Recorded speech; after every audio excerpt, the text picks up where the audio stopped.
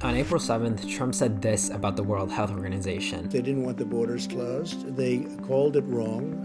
They really called, I would say, every aspect of it wrong. They seem to be very China-centric. The next day, Dr. Tedros Adhanom Ghebreyesus, the Director General of the World Health Organization, had this to say in response.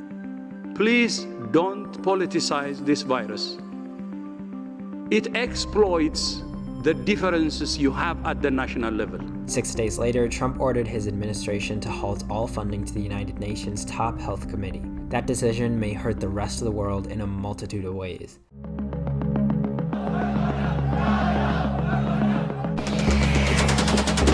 All day you will be safe. Offer your code. COVID-19 can be characterized as a pandemic. Let's first break down what the World Health Organization does.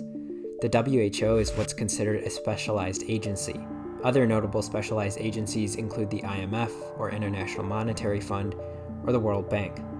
All these organizations operate under the purview of ECOSOC, the Economic and Social Committee of the UN. The mandate of the WHO is to act as the directing and coordinating authority on international health work. But the United Nations is not a world government, and funding the Geneva-based WHO requires contributions. On April 14th, Trump announced a halt in funding. Today I'm instructing my administration to halt funding of the World Health Organization while a review is conducted to assess the World Health Organization's role in severely mismanaging and covering up the spread of the coronavirus. If you look at the WHO's budget, according to the World Economic Forum, 15% of contributions come from the United States, more than any other country or organization in the world. And while there are questions that need to be raised about the organization, doing so in the middle of a pandemic is like voting to defund the fire department in the middle of a fire on the grounds they ought to have got to the fire sooner, tweeted Lawrence Gostin, the director of the O'Neill Institute for National and Global Health Law at Georgetown University. Dr. Tedros and the WHO's actions certainly warrant scrutiny. In one instance, the WHO tweeted that preliminary investigations conducted by Chinese authorities have found no clear evidence of human-to-human transmission of the novel coronavirus. That mirrored the statement from the Wuhan Health Commission's public bulletin, who declared that same day that, quote, "We have found no proof for human-to-human transmission. We know this now to be completely untrue." And it is true that the WHO advised against travel restrictions, but while Trump calls it an all-out ban, travel was not restricted for US citizens or certain foreign nationals traveling back into the country.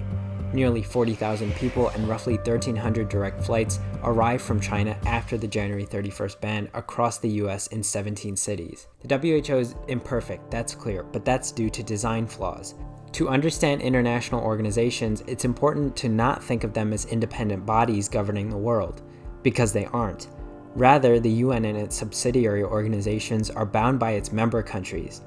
But Trump's increased desire to remove the US out of the global political sphere, or as he puts it, America first! America first! is what has contributed to this. To go back to the WHO's statement that COVID-19 is not spread through person-to-person contact, that statement came because China didn't allow a WHO team to investigate until February.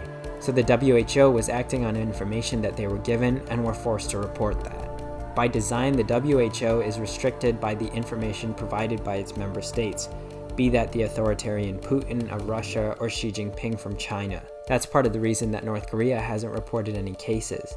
And it isn't Dr. Tedros' place to spark conflict amongst member nations, especially key contributors, which is why strong global leadership is a necessity.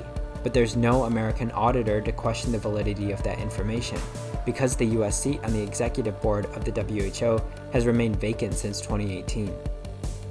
Only in March did Trump decide to nominate Admiral Brett Giroir, who has not been approved by Congress or taken up his role. While the WHO's flaws have shown through, it is critical in conducting vaccine trials, distributing testing kits, and advising governments around the world. And most of those countries are poorer, impoverished, and lack adequate resources to even lock down their countries. And that's why the WHO is critical and relevant at a time like today, despite its flaws.